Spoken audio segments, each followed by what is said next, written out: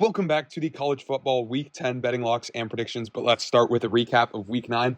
And we had a very clean first page despite losing a unit on the week. Full transparency there, but let's start with the Friday night game where USC minus 13 in the hook cash easily there against Rutgers in the ultra late game.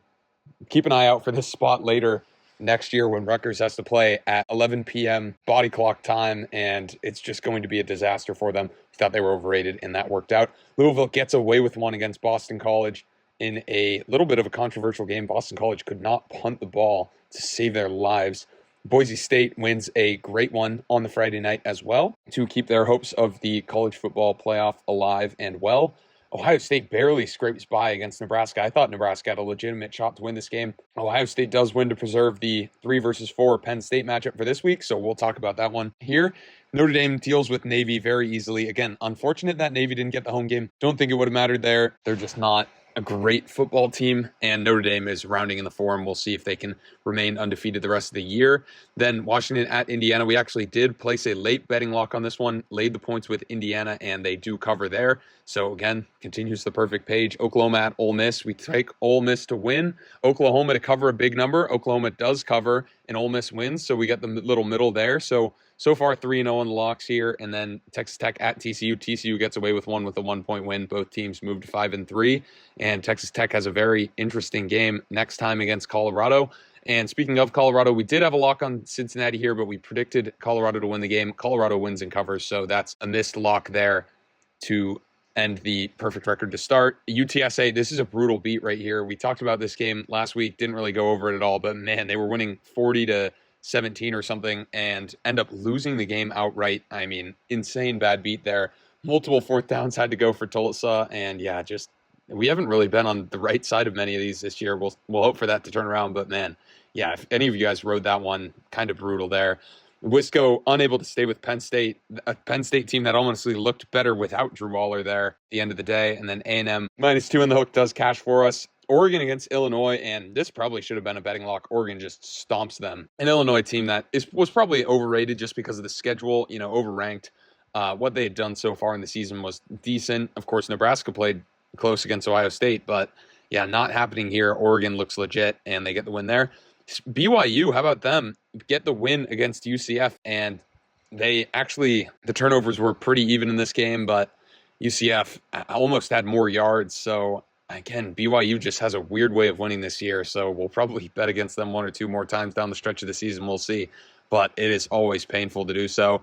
Missouri at Bama, and we laid the big number, and we get rewarded. I don't know how Missouri is still ranked going into this week. It's actually atrocious, but man, Bama with a great win there. And then we laid the points with Texas, and there's a world in which they shouldn't have won this game. Ewers looks very gettable from a defensive standpoint. He hasn't played great at all, but Pavia, it's the boom-bust nature of it, what you're going to get. This Vandy team is legit, though, 5-3 with 2 fluky losses. Missouri started playing how they are now earlier. It's kind of unfortunate that Vandy got those early losses, but it is tough always to play on the road in the SEC. Impressive game by Vandy there. And then SMU, kind of a bad beat here. They do win the game, but man, 6-0 in turnovers in favor of Duke. SMU had been running a little bit hot in terms of the turnovers, so that's something some people look for with the regression, but they are unable to cover for us there. So let's move into this week's locks. We've got a nice early slate here with the 9 a.m. Ohio State at Penn State, big noon Saturday. Absolutely destroying the sport by not having this be the whiteout game, but either way, we're taking Penn State and the points, and forewarning here, if this one crosses below 3, so it's Penn State +2 in the hook, I'm playing back at least half a unit on Ohio State, trying to aim for the middle here, because this is a diabolical spot right now. Penn State looks as good as they have. Aller's health is in question, so that's definitely why we're getting a little more candy, and why I think it could cross over if he does play, even though I don't really think it matters which QB plays in this situation. And Ohio State's coming off, a loss against Oregon, bye week, and then a terrible game against Nebraska, so it kind of makes me stick to my stomach, not to mention the fact that Ohio State is number 4 against a number 3 Penn State team.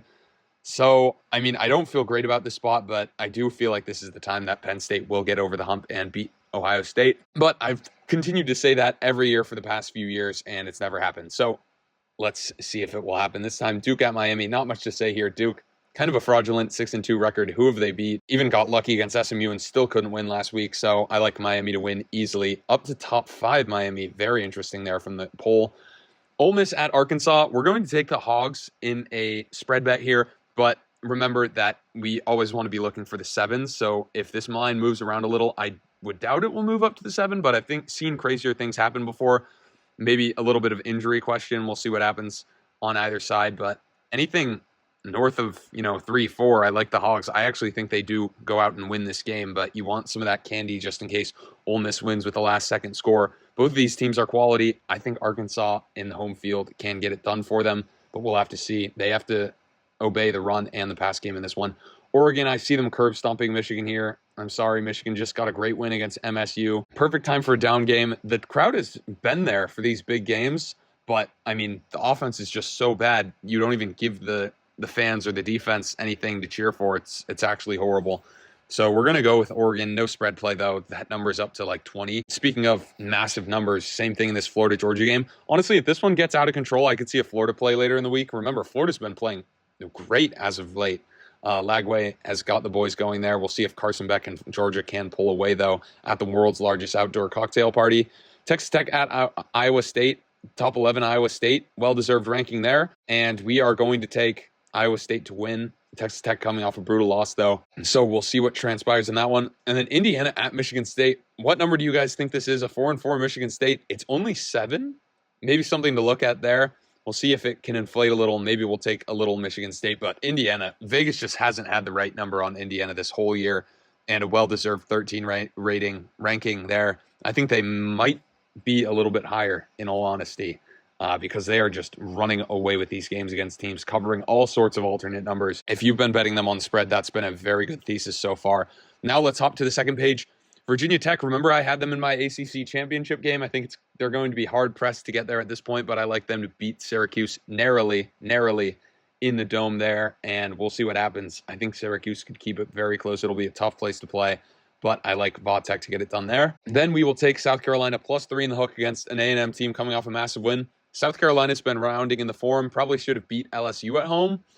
We'll see if this kicker can give them a chance here. And they probably need a little bit of turnover luck. Wegman hasn't looked great. I think Reed probably will start. We'll see. But I like South Carolina to win. And I don't really... I mean, the thesis is there. It's just the same thing that happened in that LSU game. Hopefully avoid the disastrous start that was that Ole Miss game and just win the football game. And the fans should be there for this one. I think they're definitely turning around Beamer's squad there. So I like South Carolina to win outright. Anything above 3. 3 is the critical number there, just in case, again, they lose one of these fluky games. But I like South Carolina to win that one outright. Then Louisville at Clemson. And Louisville is getting some interesting wins as of late, but Clemson's just been a wagon. Give me the Tigers to win at home at Death Valley there. I'm not high on Kentucky right now. I'm going to lay the 15 in the hook. I don't love to do it, but it's a pure number play there. And let's see if Nico and co can get it done in that one. 2 more games to go, and we're going to be laying the number with both Texas teams. We've got SMU -7 against an undefeated Pitt team. Again, SMU coming off a kind of fraudulent win, but they turned it over 6 times. That can't happen again. Rhett Lashley was pissed off at Jennings for turning the ball over that many times. Preston Stone might start this football game. It doesn't matter. We're taking the ponies, laying the points. Pitt has been a bit of a fraudulent team all year. Seems like the AP has caught on with that 18th ranking. Honestly, I'd rank Pitt a bit higher just based off what they've done, but whatever. We just need SMU to win this football game by over a possession. And then TCU at Baylor. TCU +3 in the hook. I think TCU should win this football game here. I like them to win. So we're going to back the Horned Frogs in that one.